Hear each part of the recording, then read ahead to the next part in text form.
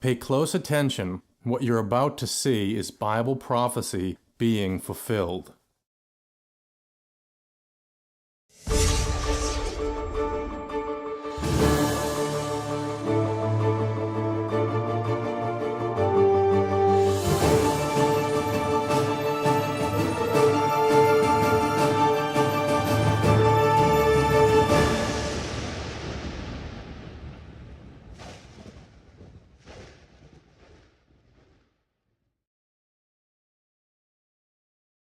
Welcome to another edition of YPN News, bringing you news as it relates to Bible prophecy and foretold by Yisrael Hawkins. Well, we have a new trend among today's youth. You'd be kind of surprised to see what that is.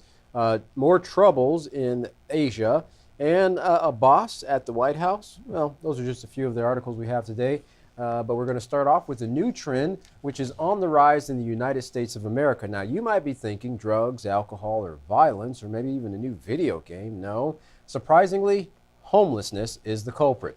According to a new study, nearly 1 in 5 homeless youth are victims of human trafficking for sex or labor or both. One such homeless youth, an 18-year-old male named Ilan Goldenberg, said he came to Los Angeles to escape the drugs and gangs in his hometown. But once he arrived, he ended up on the streets, sleeping on rooftops when he could, saying it's the safest place.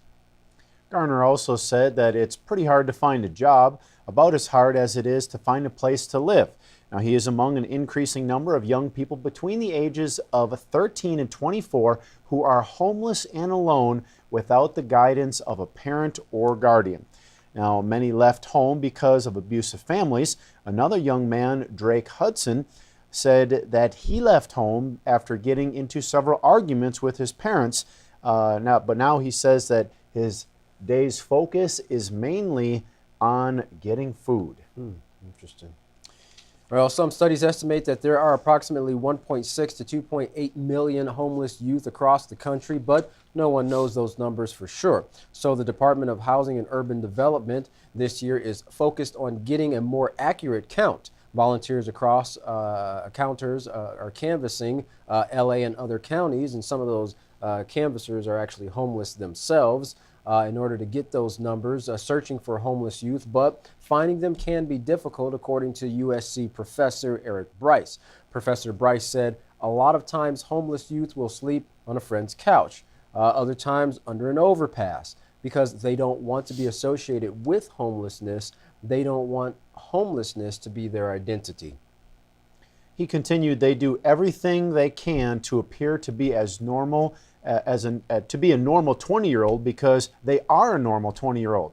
Now, Garner said there just needs to be more people caring, more people realizing the situation that we're in and that we're not all bad people. Yeah, that's a terrible situation. A lot of homeless, a lot of youth on the streets. Well, lawmakers in Texas have recently passed a bill that would outlaw sanctuary cities. Now, sanctuary cities are cities that don't enforce the federal immigration laws. Now, the move comes after weeks of heated debates. State Senator Charles Perry was one who co-sponsored the measure. He says this bill will make Texas communities safer. He said in an interview with ABC News, it's about protecting our communities. We don't want individuals who have committed crimes, illegal or otherwise, regarding their immigration status, that when they had an opportunity to be locked up for public safety, to be released at the discretion of local law enforcement. So in other words, they're in hopes that everyone, even on the local level, will have to uphold the federal regulations in regards to immigration enforcement. Well, the bill will give every Texas police officer and sheriff's deputy the power to enforce federal immigration law, which means a peace officer can ask the immigration status of anyone under arrest or even detained. Now, Sarah Eckerd, a Travis County judge, says the new law will unfairly target Texas's large Mexican and Central American communities. She said they feel that they are being hunted. Even the native-born are in fear if they're going to be pulled over and asked by a police officer if they belong here or not, even if they've been here for generations. So you can see it's going to generate a lot of fear there in certain groups of people. That's right. A Syracuse University project estimated that between the years of 2014 and 2016, undocumented persons detained in Texas by police compliance with federal requests were some 35,000+ people, 20,000 more than the state of California in their detentions. Well, police chiefs from cities like Dallas and San Antonio have criticized the controversial bill. Under the bill, officers who do not comply with the measures could be charged with a misdemeanor. Judge Eckert said if the state chooses to inscript us as immigration officials, we will have to comply. The Texas Governor Greg Abbott tweeted after the victory saying, "I'm getting my signing pen warmed up." Now, once signed, the measure will go into effect September 1st, but opponents say they will fight the bill in court.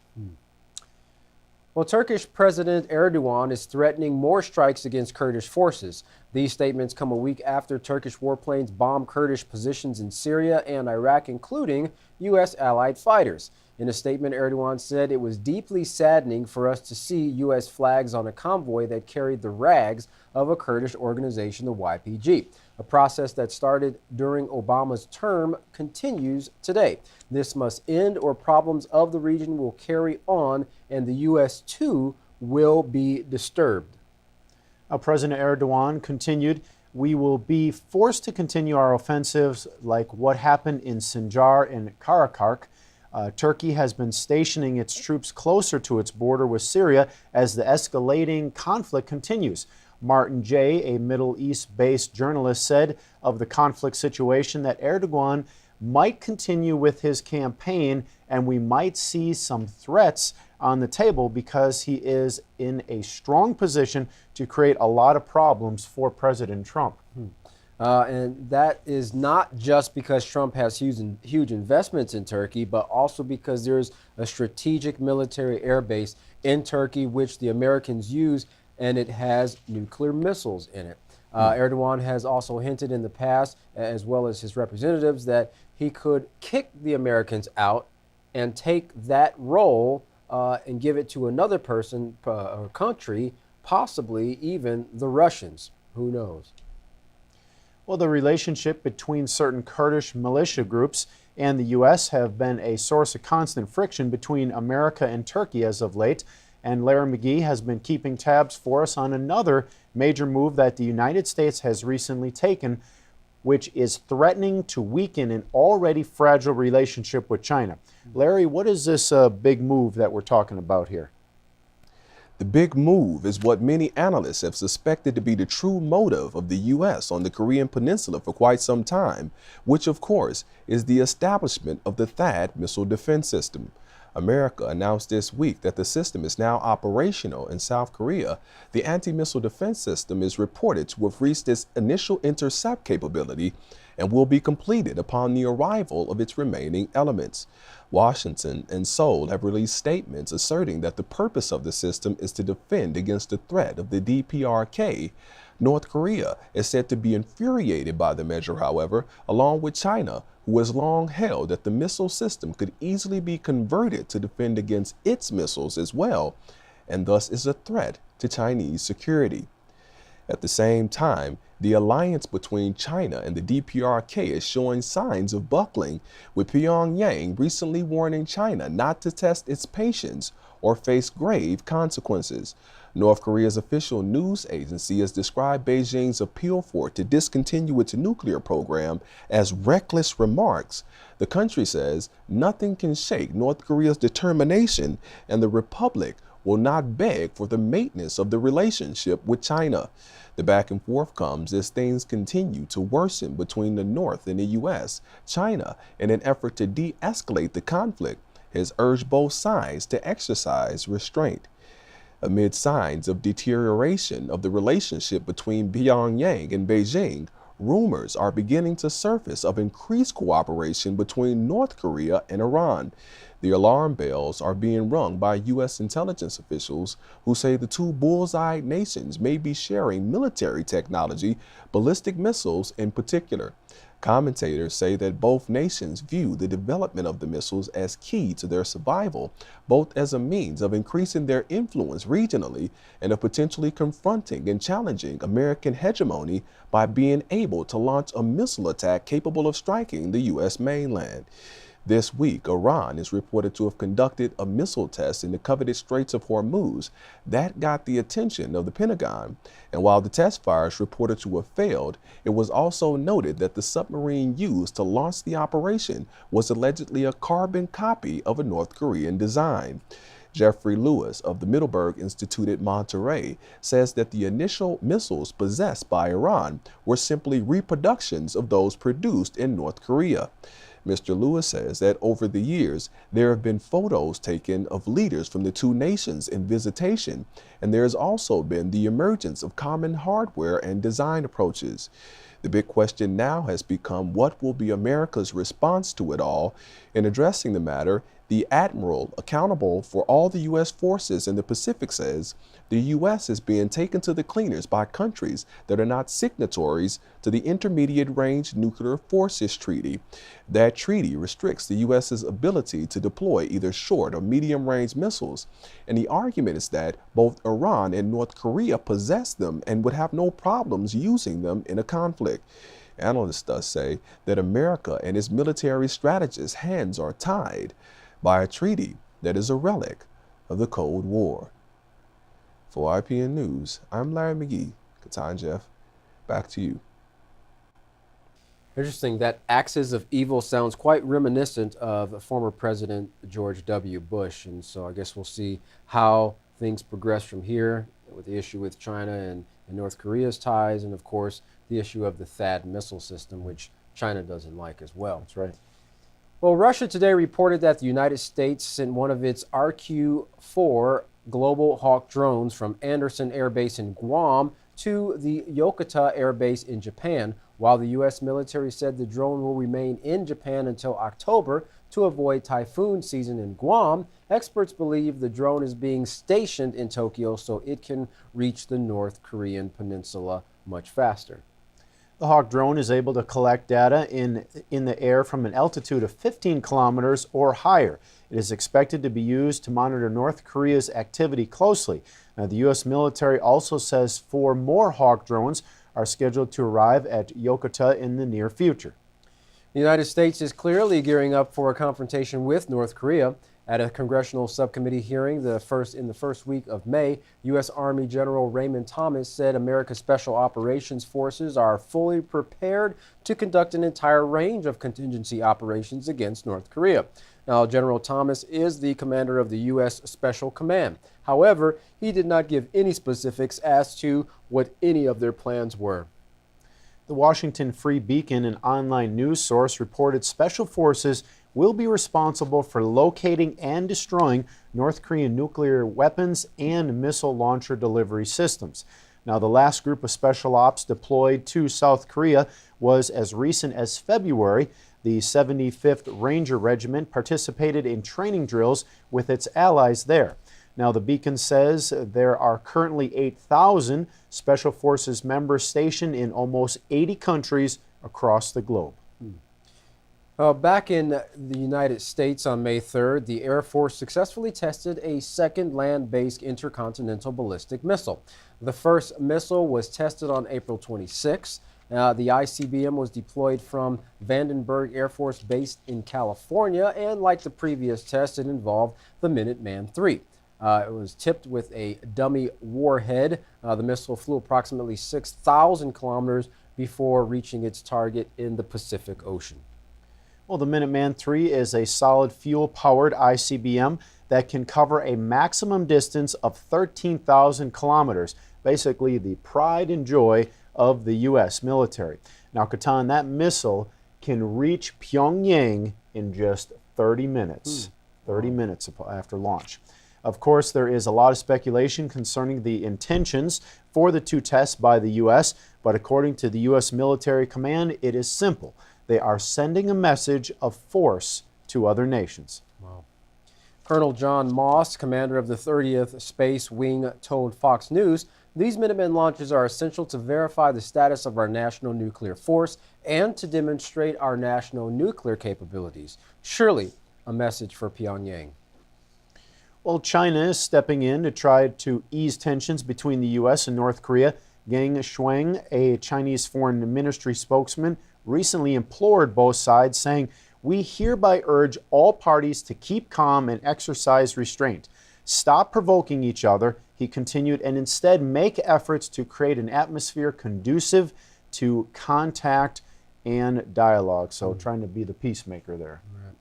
While Donald Trump and Kim Jung-un seem to be in a war of words and tit for tat in missile tests, Trump's team seems to think that they can outdo North Korea with high-sounding words as well. During his 10-day Asia trip, Vice President Mike Pence said the United States of America will always seek peace. But under President Trump, the shield stands guard and the sword stands ready. So ready to fight if need be. Well, as we've reported before, Katan, a North Korean news agency, has countered just exactly those kind of statements with its own tough talk. And as an example, KCNA news agency reported any military provocation against the DPRK will precisely mean a total war, which will lead to the final doom of the U.S. So really going back and forth with these words, certainly taking those further steps away from a peaceful solution. Yeah, it's reaching a boiling point, that's for sure. Well, the Pope also has a lot to say about the U.S.-North Korean crisis. As he returned from his trip to Egypt, Pope Francis held his customary news conference on the plane. He told reporters concerning relations between the two countries, "It's an issue that's reached boiling point and threatens us all with nuclear destruction." Well, the Pontiff said he believed a third country like Norway should get involved and try to mediate in the dispute. And if you remember, Katan, Norway where a secret agreement between Israel and the Palestinians was negotiated back in the 1990s, which we're actually going to talk about here a little bit. That was the 7-year peace treaty known as the Oslo Accords and was signed by both the Israelis and the Palestinians, their leaders, in Washington on September 13th, 1993. Yes. The Pope also said, "We're talking about the future of humanity. Today, a widespread war would destroy, I would not say half of humanity, but a good part of humanity and of culture, everything." Well, the Pope said he wants to help find a diplomatic solution and is willing to meet with President Trump to talk over the matter in May when he makes his first foreign trip as president.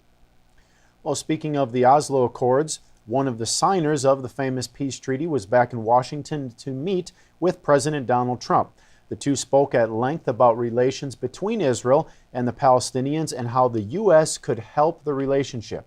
In a press conference with Mr. Abbas, President Trump expressed his desire to help facilitate the signing of the final peace agreement between the Israelis and the Palestinians. Now, we have video footage of the press conference as well as an interview with Ilan Goldenberg on his view of how the meeting with Trump and Abbas went. So let's take a look.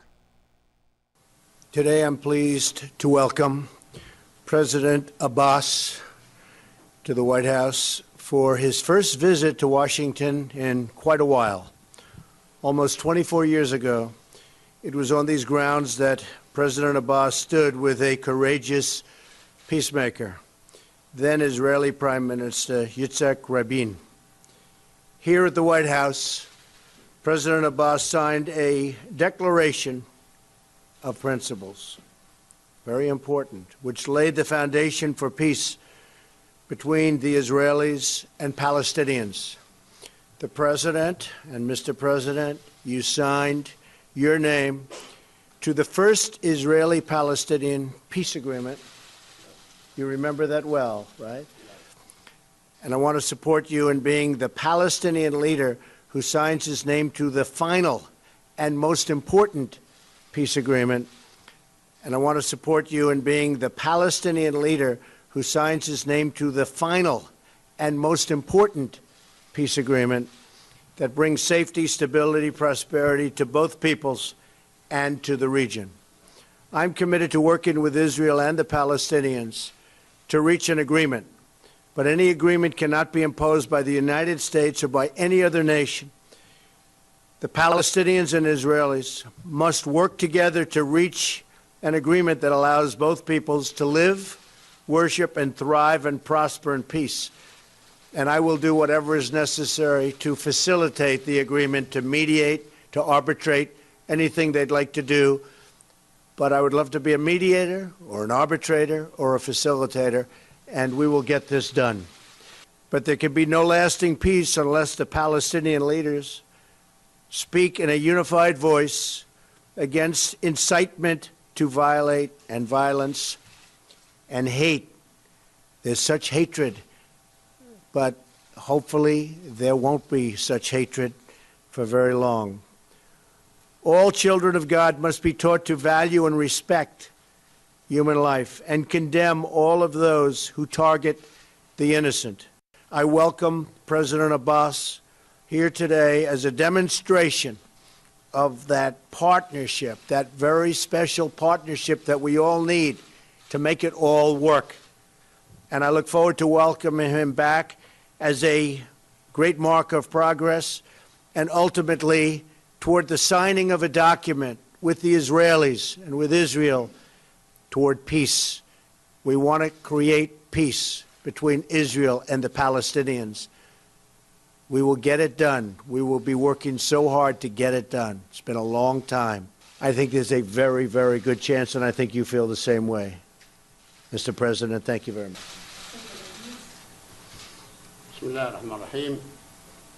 Mr. President, Your Excellency, I would like to thank you for this honorable invitation to come and meet with you, and I look much forward to working with you in order to come to that deal, to that historical agreement, historic deal to bring about peace. Mr. President, our strategic option, our strategic choice is to bring about peace based on the vision of the two-state, bring about peace based on the vision of the two-state, a Palestinian state with its capital of East Jerusalem that lives in peace and stability with the state of Israel based on the borders of 1967. Mr. President, for us to bring about a comprehensive and just peace based on the two-state solution, such matter would give a great impetus to the Arab Peace Initiative and the other initiatives, international initiatives, because, Mr. President, you have the determination and you have the desire to see it become to fruition and to become successful. And we, Mr. President, inshallah, God willing, we are coming into a new opportunity, a new horizon that would enable us to bring about peace in that regard. Mr. President, I bring with me today the message of the suffering of my people, as well as their aspirations and hope, the hopes and the aspiration of the Palestinian people from the Holy Land, from that land where the three monotheist religions thrived, and the Jewish faith, the Christian faith, and the Muslim faith, where they all coexist together to foster it in an environment of security, peace, and stability, and love for all.